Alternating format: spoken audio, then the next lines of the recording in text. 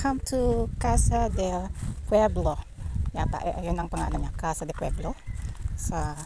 Ito lang yan sa Bulacan. So, kung gusto nyo mag-nature trip, mayroon maliit na cottage. Maliit lang tong space na ito, pero okay na.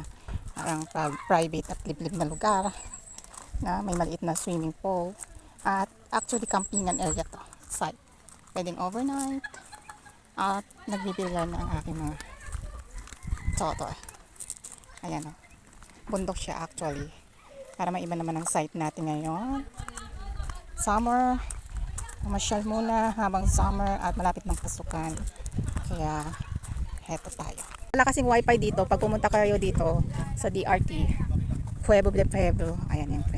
Walang wifi. So may piso wifi doon. Mahina ang cellphone.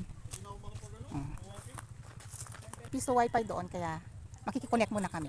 As in liblib na lugar to. Grabe ang mga daan dito. Bundok talaga. Kung pupunta kayong DRT, bundok. Matarik. Wifi muna kami.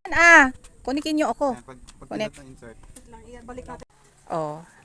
Well, pag nature trip naman, syempre nature. Magbibilyar daw sila. Banda dun. So, tignan natin sila. Ayun, makikipitaste tayo mamaya. Yung parang pita daw. Ayun. Ayun sila. Puntahan natin sila doon. And then may basketball court naman na playing ground. So more or less, pwede lang dito mag-overnight and campsite because nasa bundokis tayo ng DRT. Ano ba? RDT? Yan. Basta yun. Malit lang ang formula pero okay na.